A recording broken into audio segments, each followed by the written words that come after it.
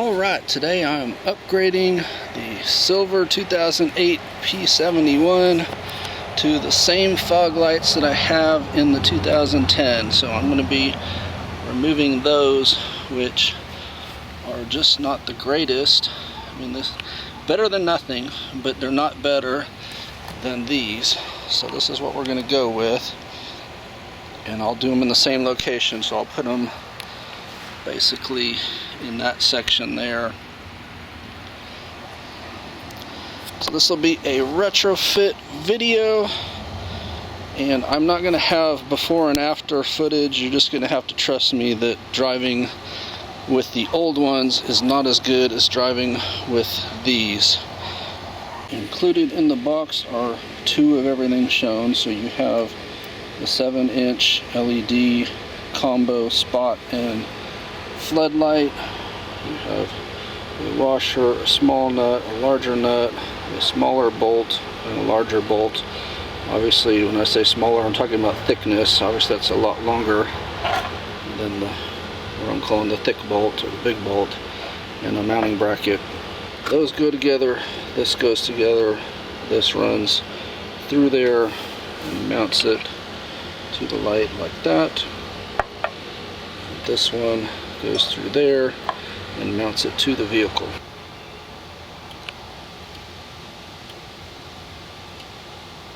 Whenever you retrofit something, especially aftermarket stuff like this, you have to try to figure out how it was wired previously. So I have one advantage in that I did the wiring before, so I know it's running through a relay and it's triggered so that when you turn on the fog lights, the default is to go to the fogs, and then this relay is triggered by the high beams. When the high beams come on, it flips the relay and ends up powering the grill lights. So since everything is already wired, all I have to do is trace the power that goes to the fogs, cut into it somewhere, and then just wire in the new ones. I always like to do as much as I can off of the vehicle, because obviously trying to solder when you're on the vehicle is not always easy. And the view from under the vehicle, you see I mounted to the bumper cover, which is not ideal. These will be bolted into this metal here, so they will be a lot more secure. You got power going to that one right there, and power to this one right here.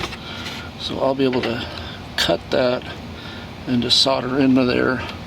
What I did differently on this one that I did much better on the 10 was I wired these together and then just one into the power. So here I wired the lights directly and separately to the power wire. Not a huge deal, but I'll probably do the new ones. I'll have a wire from here up to here, and then just a wire across here, and then mount up to the other light. So first thing I got to do is figure out what size that is and unbolt those, get them out of here, and I'll probably just cut the wire right there. Have the old ones out, and here's the situation. I will do these as a giveaway. On my money, I'll send them to you.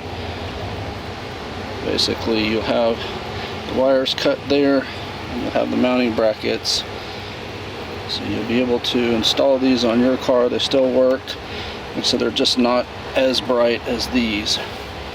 But for free, why not?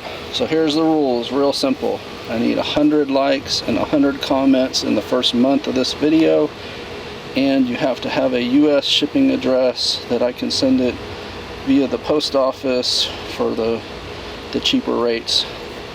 So if you have that and we get the 100 likes and comments in the first month, I will send them out. Otherwise, I'll hang on to them and maybe do them as a giveaway later. So real simple, give me 100 likes and 100 comments on this video as quick as possible. Just like on the 2010, they're going to go in that slot and that slot, because this slot you have to trim the, I'll show you.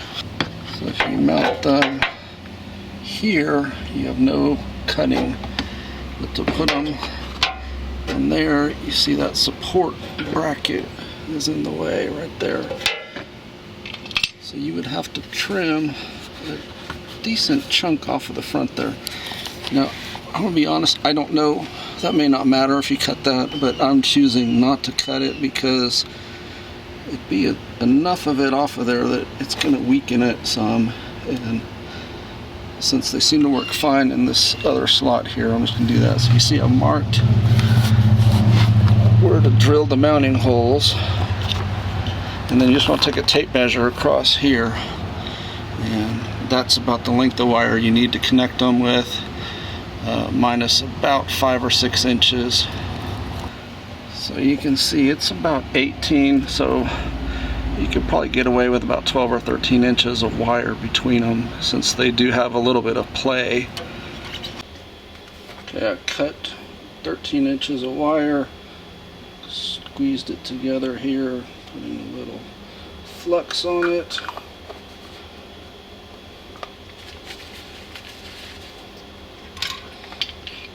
And when you solder, you heat the wire and you touch the solder to the wire and let it melt in.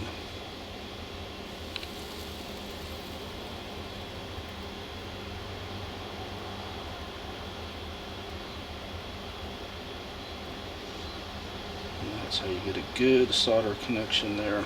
And you can melt it with hot air, or I use a lighter usually.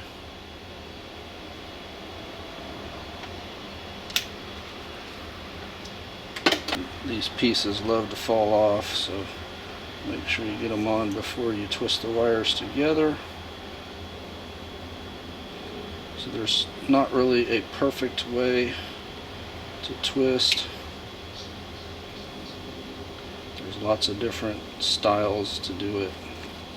That's the way I do it. It tends to work.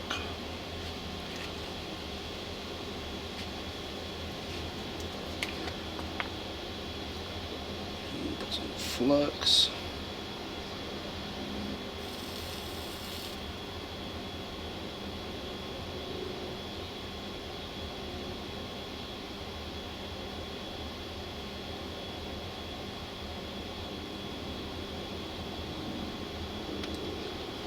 And then when that cools, I'll slide that up and heat it up and melt it just like the red wire.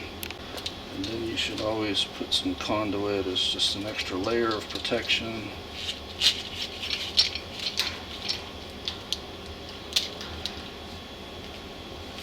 And then this end, we're going to do a Y basically. We're going to connect to the other light, and then we're going to have the Y off. And each of those will go to the power source. So we'll need about 6 to 8 inches more wire coming off this way. And if you don't have one of these are really worth it. You strip any gauge wire that quickly.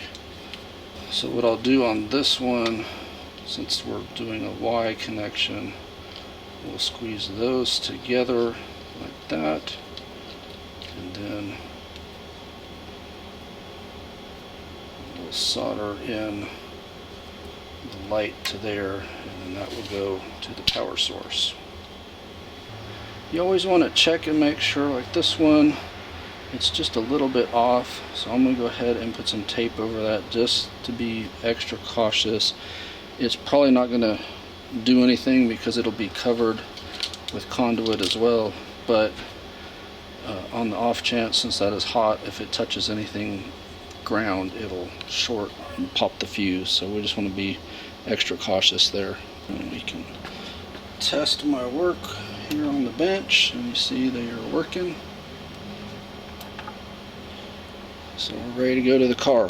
So to drill the hole there, best to remove this bolt on each side, and that way you can slip the bumper cover forward and give yourself clearance. Otherwise you might be able to pull it down enough to get in there, but if you want a real straight hole, it's best to just remove that bolt. 8mm bolt using a 3/8 inch bit. It's a cobalt bit because we're going in the metal.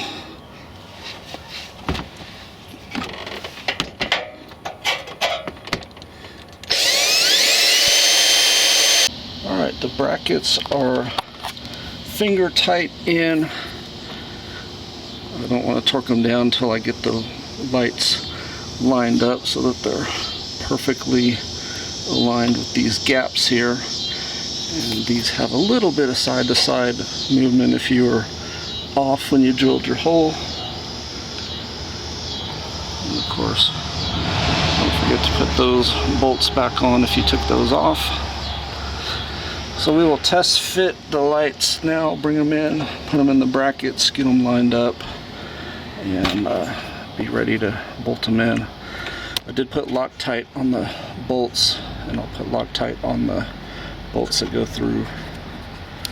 Alright, I'm going to do bullet connectors on these just to show you how that's done differently than if you've soldered. You can obviously solder. Bullets are just going to give you the ability to remove. I'm going to do the exposed connector on the hot that's not hot when it's pulled out, and then I'll have the actual hot all the time will be here, so it'll be insulated. So we have our fancy tool. You can crimp with any tool. I just find this one puts a really strong crimp connection on there that won't come off.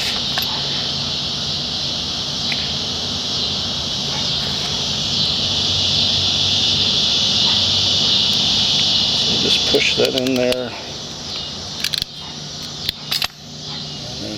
Test it.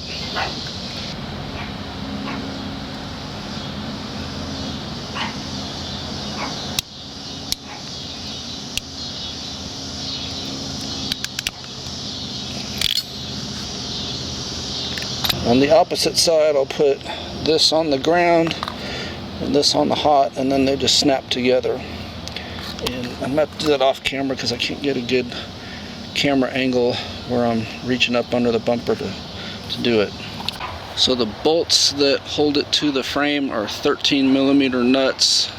I tighten those down really well, and then they are 8mm or 5/16, both fit on each side of the lights that hold the lights to the bracket. You can see I have them approximately aimed. I'm going to turn them on now and make sure everything's working. So they should come on when I turn the key, and then the high beams and grill lights will come on when I flip the high beams.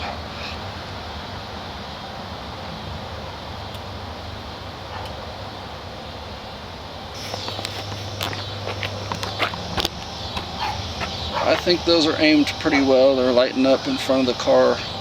So I'm going to leave them like that and drive around with them and see how I'm liking them. I can always fine-tune them from here. Anyway, hope that was helpful. Appreciate a thumbs up. Subscribe if you're not already subscribed, and please tell your friends about my channel. Thank you very much.